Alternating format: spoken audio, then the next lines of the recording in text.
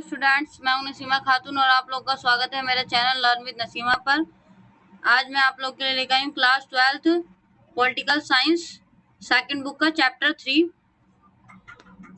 नियोजित विकास की राजनीति। ठीक है, तो ये मेरा न्यू चैनल है। अगर कुछ गलती हो जाए तो मुझे माफ कर देना और कमेंट सेशन में मुझे बता देना। और हम अपनी वीडियो को स्टार्ट करते हैं। तो हमारा इस चैप्टर का फर्स्ट टॉपिक है उड़ीसा के लौह अयस्क संसाधन। क्या है हमारा टॉपिक? उड़ीसा के लौह अयस्क संसाधन। ठीक है, तो इसका हमारा फर्स्ट पॉइंट हो जाएगा, भारत का उड़ीसा राज्य लौह अयस्क संसाधन से भरपूर राज्य है। जो भारत का उड़ीसा राज्य है वो किससे भरपूर है? लोहा से भरपूर है। ठीक है, यहाँ लौह अयस्क का विशाल भंडार था। जब यहाँ पर खोजबीन हुई तो पता चला कि यहाँ पर क्या है? लोहे का विशाल भंडार है। ठीक है, यानी कि लोहे की बहुत सारी खदानें हैं। ठीक है, उसके बाद से हमारा नेक्स्ट टॉपिक है कि जब इस्पात की मांग बढ़ी तो निवेश के आधार पर उड़ीसा एक महत्वपूर्ण राज्य बनकर उभरा। और फिर जब हमारा भारत आजाद हुआ तो उसके कुछ समय पश्चात क्या हुआ कि इस्पात की मांग बढ़ने लगी, यानी कि लोहे की मांग बढ़ने लगी। और जब लोहे की मांग बढ़ी तो क्या हुआ कि उड़ीसा एक महत्वपूर्ण राज्य बन गया, क्योंकि उड़ीसा में क्या था? लोहे के विशाल भंडार थे। तो इसलिए निवेश के आधार पर, यानी कि यहाँ पर पैसा लगाने के आधार पर उड़ीसा क्या बन गया? एक महत्वपूर्ण राज्य बनकर उभरा। उसके बाद से नेक्स्ट हमारा पॉइंट है, उड़ीसा की सरकार ने लौह इस्पात की मांग को पूरा करना चाहा। अब उड़ीसा की सरकार ने क्या कहा? उड़ीसा की सरकार ने सोचा कि क्यों ना जो ये मांग बढ़ रही है लोहे की, इसको हम पूरा कर दे। तो उड़ीसा की सरकार ने ये सोचा। उसके बाद से उसने क्या किया? इसके लिए अंतरराष्ट्रीय इस्पात निर्माताओं और राष्ट्रीय इस्पात निर्माताओं के साथ सहमति पत्र पर हस्ताक्षर किए। उन्होंने क्या करा कि जो मांग बढ़ रही थी उसकी मांग को पूरा करना चाहा। इसके लिए उन्होंने क्या करा? सहमति पत्र पर हस्ताक्षर किए। किनके साथ? अंतरराष्ट्रीय और राष्ट्रीय इस्पात निर्माताओं के साथ। ठीक है, उसके बाद से क्या हुआ? हस्ताक्षर करने के बाद इनकी सोच सबकी अलग अलग थी। सरकार ने क्या सोचा? सरकार सोच रही थी कि इससे पूंजी निवेश भी हो जाएगा तथा वहां के लोगों को रोजगार भी मिलेगा।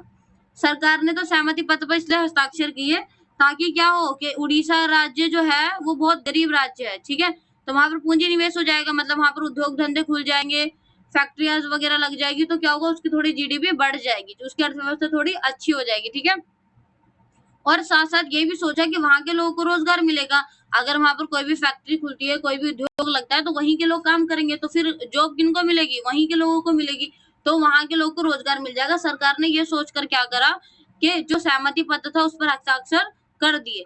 लेकिन उसके बाद से हम पढ़ेंगे कि आदिवासियों की क्या सोच थी। ठीक है, आदिवासियों की सोच क्या थी कि आदिवासियों को यह डर था कि उद्योग आने से वह विस्थापित हो जाएंगे। अगर उद्योग आएंगे तो वो विस्थापित हो जाएंगे। विस्थापित होने का मतलब क्या होता है कि एक स्थान से दूसरे स्थान उनको जाना पड़ेगा और उनका रोजगार आजीविका छिन जाएगी।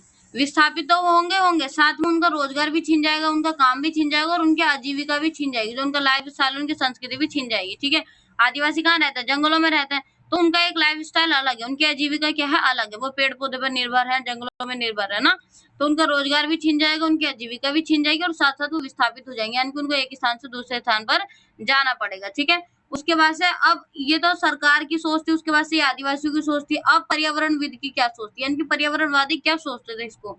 तो पर्यावरणवादी ऐसा कह रहे थे कि खनन तथा उद्योग से पर्यावरण दूषित हो जाएगा। खनन का मतलब होता है खुदाई, और उद्योग का मतलब तो आप लोगों को पता ही है कि कोई भी फैक्ट्री वगैरह लगाना वहां पर। ठीक है, बिजनेस वगैरह खोलना। ठीक है, तो जब वहां पर लोहे को निकालने के लिए खुदाई की जाएगी तो मशीनरी का यूज होगा, मशीनें वगैरह लगेंगी, और मशीनों का जब यूज होगा तो उनसे उसमें फ्यूल वगैरह डलेगा, पेट्रोल वगैरह या और भी अन्य संसाधनों का प्रयोग किया जाएगा, जिससे कि क्या होगा? पोल्यूशन होगा, प्रदूषण होगा, और प्रदूषण होगा तो फिर हमारा पर्यावरण क्या हो जाएगा? दूषित हो जाएगा। ठीक है, तो ये पर्यावरण की सोच थी। सरकार की सोच क्या थी कि अगर वो सहमति पत्र पर हस्ताक्षर करती है तो क्या होगा? वहां पर पूंजी निवेश हो जाएगा, उनकी अर्थव्यवस्था थोड़ी ठीक हो जाएगी। दूसरा क्या कि वहां के लोगों को रोजगार मिल जाएगा। उसके बाद से आदिवासी क्या सोचते थे? आदिवासी को ये डर था कि अगर यहाँ पर उद्योग लग जाएगा तो वो लोग क्या हो जाएंगे? विस्थापित हो जाएंगे और उनका रोजगार, उनकी आजीविका छिन जाएगी। और पर्यावरणवादी क्या सोचते थे, पर्यावरणवादी सोचते थे अगर यहाँ पर उद्योग धंधे लगते हैं, खनन वगैरह होते हैं, तो उसकी वजह से क्या हो जाएगा, हमारा पर्यावरण दूषित हो जाएगा। ठीक है, आप लोगों को समझ में आ रहा है। उसके बाद से हम अपने नेक्स्ट टॉपिक पे चलते हैं।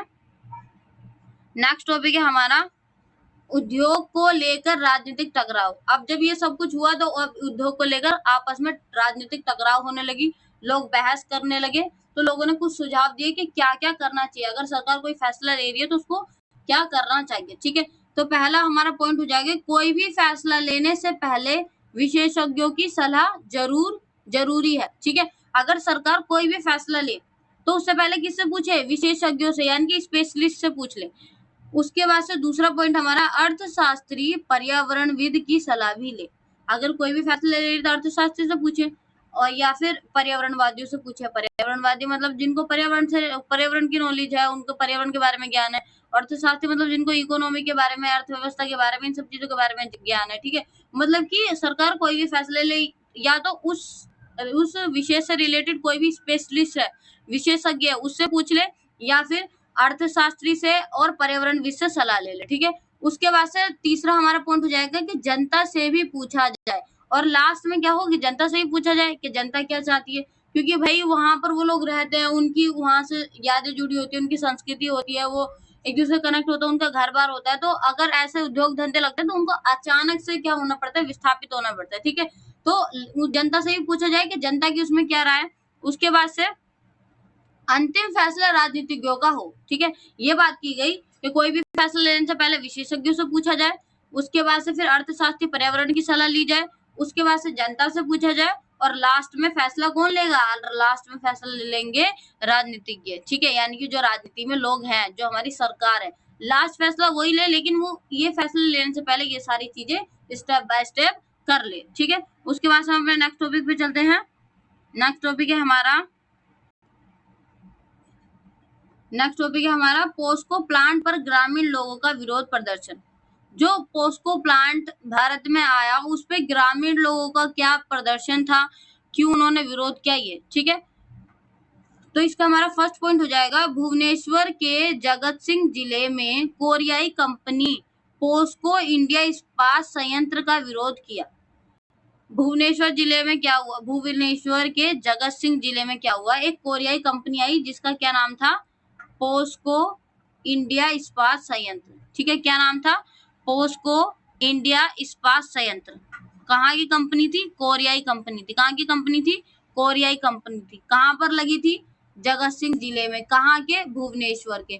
ठीक है, समझ में आ रहा है, भुवनेश्वर के जगत सिंह जिले में कोरियाई कंपनी पोस्को इंडिया इस्पात संयंत्र का विरोध किया। ठीक है, जिससे काफी लोग विस्थापित हुए। यहाँ पर लोगों ने विरोध क्यों किया, क्योंकि लोग क्या हुए, बहुत वहां से विस्थापित हुए। कोई भी कंपनी लगेगी तो क्या होगा, वहां के लोग विस्थापित होना पड़ेगा, लोगों को वहां से छोड़कर जाना पड़ेगा। तो इसलिए लोगों ने क्या कर दिया, इस कोरियाई कंपनी का विरोध कर दिया। ठीक है, उसके बाद से हमारा क्या था, लोगों की इसमें मांग क्या थी, लोगों ने सरकार से मांग की। क्या मांग की वो समझो, कि लोगों की मांग थी कि सरकार इस कंपनी से सहमति पत्र रद्द करे।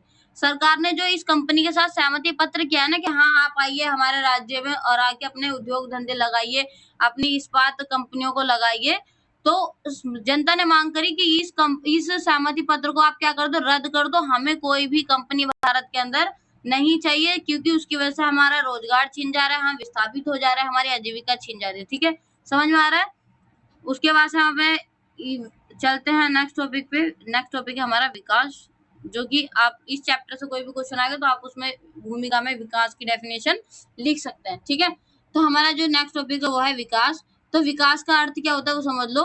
विकास का अर्थ है आर्थिक समृद्धि और आर्थिक सामाजिक न्याय। ठीक है, आर्थिक समृद्धि और आर्थिक सामाजिक न्याय। इसका मतलब क्या होता है, आर्थिक समृद्धि का मतलब है कि आर्थिक रूप से क्या होना, बढ़ना आगे की ओर। ठीक है, और आर्थिक सामाजिक न्याय यानी कि किसी भी प्रकार का भेदभाव किसी में भी ना हो। ये हमारी क्या है, विकास की डेफिनेशन है, कि आर्थिक समृद्धि और आर्थिक सामाजिक न्याय। ठीक है, समझ में आ रहा है आप लोग को।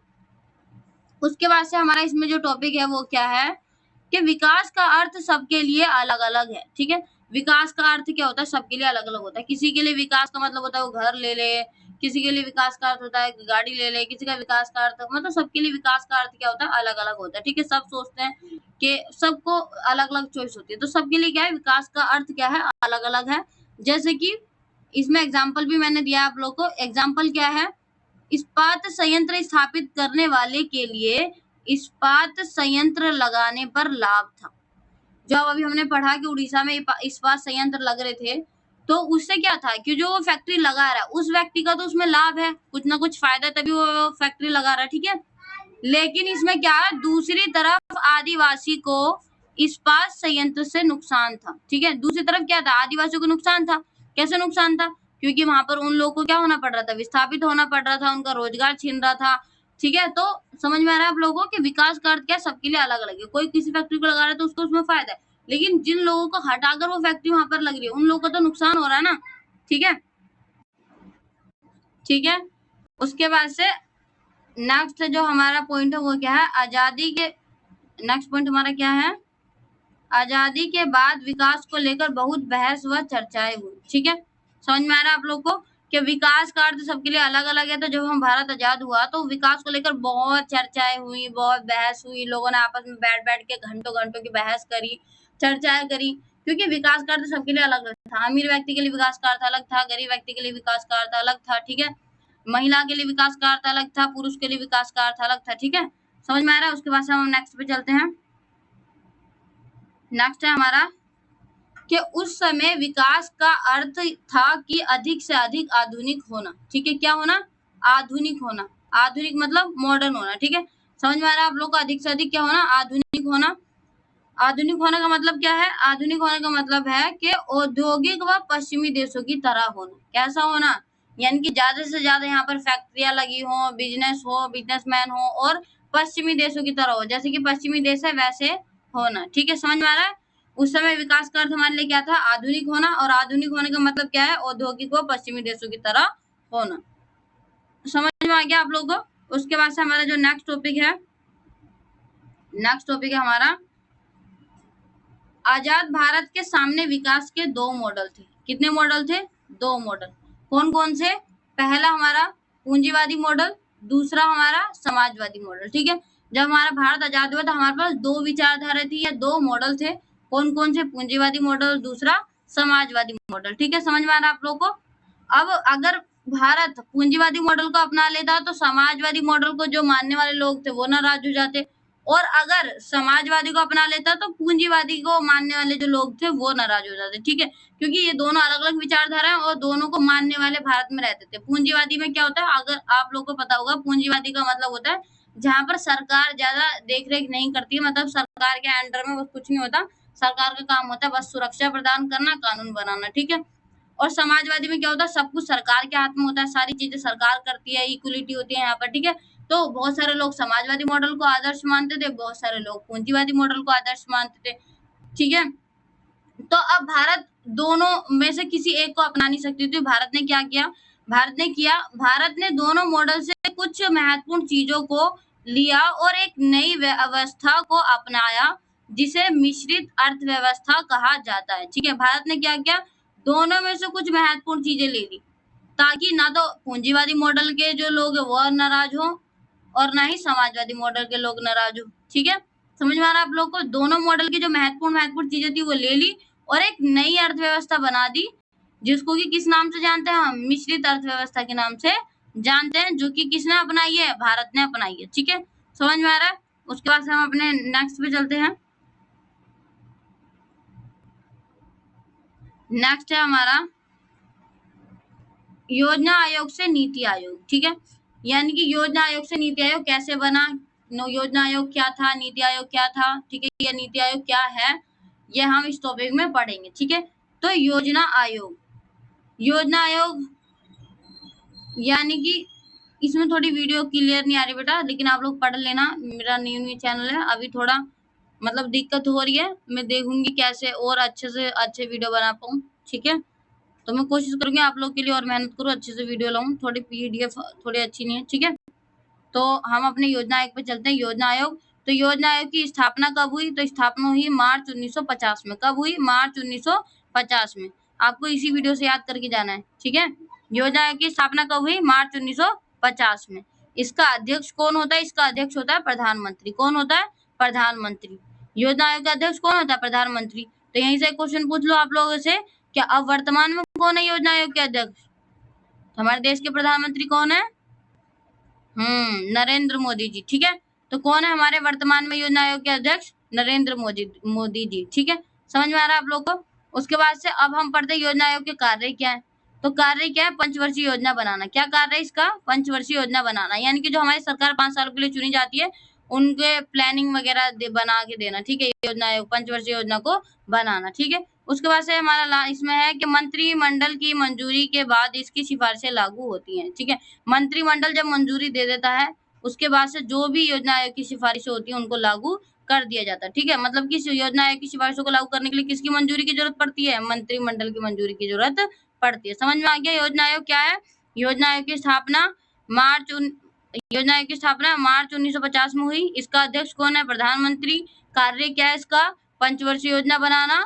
और इसकी सिफारिशें कब लागू होती हैं? जब मंत्रिमंडल की मंजूरी इसको मिल जाती है। ठीक है, समझ में आ रहा है? उसके बाद से हम नेक्स्ट आगे चलते हैं। आगे हमारा कि स्वतंत्रता के बाद भारत के नियोजित विकास के लिए समाजवादी प्रतिमानों पर आधारित योजना आयोग की स्थापना की गई। जब हमारा भारत आजाद हो गया तो हमने क्या करा? नियोजित विकास के लिए, यानी कि अपने देश को आगे बढ़ाने के लिए हमने योजना आयोग की स्थापना करी। ठीक है, जो कि हमारे भारत के लिए नीतियों का निर्माण कर सके। ठीक है, भारत को बता सके कि क्या करना है क्या नहीं करना। तो इसलिए हमने क्या करा, जब हमारा भारत आजाद हुआ तो हमने योजना आयोग की स्थापना कर दी। ठीक है, उसके बाद से क्या हुआ? परंतु 21वीं शताब्दी व वैश्वीकरण के युग में निष्प्रभावी होता गया। जो ये हमारा योजना आयोग था वो क्या हो गया? ये निष्प्रभावी होने लगा जब हमारा वैश्वीकरण का युग आया, जब हमारी 21वीं शताब्दी आई तो ये धीरे धीरे क्या होता चला गया? निष्प्रभावी होता गया। निष्प्रभावी का मतलब ये ढंग से कार्य नहीं कर पा रहा था। जो चुनौतियां आ रही थी उन चुनौतियों का सामना नहीं कर पा रहा था। ठीक है, समझ में आया? उसके बाद से क्या हुआ कि 15 अगस्त 2014 के स्वतंत्रता दिवस के भाषण में प्रधानमंत्री नरेंद्र मोदी ने योजना आयोग को समाप्त करने की बात की। जब हमारे नरेंद्र मोदी जी 15 अगस्त 2014 के स्वतंत्रता दिवस के भाषण में क्या कहा उन्होंने कहा कि वो योजना आयोग को क्या कर देंगे? अब समाप्त कर देंगे। योजना आयोग को क्या कर देंगे? समाप्त कर देंगे। कब कहा? 15 अगस्त 2014 को। ठीक है, किसने कहा? नरेंद्र मोदी ने कहा। ठीक है, किसको समाप्त करने को कहा? योजना आयोग को समाप्त करने को कहा। ठीक है, समझ में आ रहा है? उसके बाद से नेक्स्ट पॉइंट पे चलते हैं। नेक्स्ट पॉइंट है हमारा कि केंद्रीय सरकार को केंद्र व राज्य स्तर की नीतियों के निर्माण में आवश्यक व तकनीकी परामर्श देने के उद्देश्य से 1 जनवरी 2015 को योजना आयोग के स्थान पर नीति आयोग का गठन हुआ। समझ में आ रहा है कि जो हमारे जो केंद्रीय सरकार होती है उसके केंद्र व राज्य स्तर की जो भी नीतियां होती है, नीतियों का जो भी निर्माण होता है उसमें जो आवश्यक व तकनीकी परामर्श होता है। परामर्श का मतलब क्या होता है? परामर्श का मतलब होता है बातचीत, सलाह देना। ठीक है, परामर्श के उद्देश्य के लिए हमने क्या करा? 1 जनवरी 2015 को हमने किसको बनाया? नीति आयोग को बनाया। ठीक है, समझ में आ रहा है? किसके स्थान पर? योजना आयोग के स्थान पर। समझ में आ रहा है? उसके बाद से उप सभापति की नियुक्ति प्रधानमंत्री करता है। योजना आयोग का जो उप सभापति होता है उसकी नियुक्ति कौन करता है? प्रधानमंत्री करता है। समझ में आ रहा है? क्योंकि प्रधानमंत्री क्या होता है? इसका अध्यक्ष होता है, पदेन अध्यक्ष होता है, या फिर आप कहो कि सभापति होता है। समझ में आ रहा है आप लोग को कि उप सभापति की नियुक्ति कौन करता है? हमारा प्रधानमंत्री करता है। ठीक है, समझ में आ रहा है? उसके बाद से चलते हैं कि प्रथम अध्यक्ष कौन थे योजना आयोग के या नीति आयोग के? तो जवाहरलाल नेहरू। ठीक है, क्वेश्चन आता है 1 मार्क्स का, तो आप लोग याद होना चाहिए क्योंकि हमने क्या पढ़ा कि योजना आयोग या नीति आयोग का अध्यक्ष कौन होता है? प्रधानमंत्री होता है।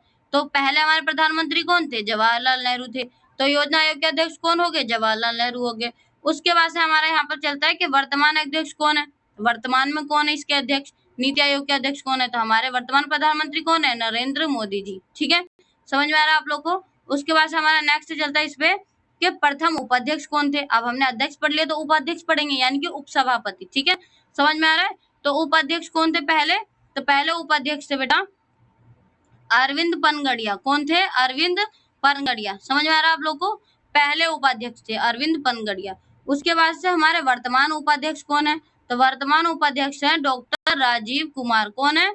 डॉक्टर राजीव कुमार। समझ में आ रहा है आप लोग को कि पहले अध्यक्ष कौन थे? पंडित जवाहरलाल नेहरू थे। उसके बाद से वर्तमान अध्यक्ष कौन है? नरेंद्र मोदी जी हैं। उसके बाद से प्रथम उपाध्यक्ष कौन थे? अरविंद पनगड़िया थे। वर्तमान में उपाध्यक्ष कौन है? तो डॉक्टर राजीव कुमार है। समझ में आ रहा है आप लोग को? उसके बाद से नेक्स्ट पे चलते हैं। नेक्स्ट है हमारा कि नीति आयोग का पूरा नाम क्या है? ठीक है, यानी कि एक मार्क्स क्वेश्चन आता है कि नीति आयोग का पूर्ण रूप लिखिए। तो नीति का ये जो NITI लिखा है मैंने, ठीक है, इसका पूर्ण रूप आपको लिखना है। तो N से हो गया नेशनल, I से हो गया इंस्टीट्यूशन, और 4 T से हो गया ट्रांसफॉर्मिंग, और I से हो गया इंडिया। यानी कि नीति आयोग का पूरा नाम क्या है? National institution for transforming India. ठीक है, समझ में आ रहा है आप लोगों को? क्या है नीति आयोग का पूरा नाम? National institution for transforming India. ठीक है, तो यहीं पर हमारी वीडियो क्या होती है? समाप्त होती है। ये इस वीडियो का फर्स्ट पार्ट था। अगर आप लोग को सेकंड पार्ट चाहिए तो आप लोग मेरे को कमेंट में बताना, मैं जल्द ही इस चैप्टर का सेकंड पार्ट अपलोड कर दूंगी।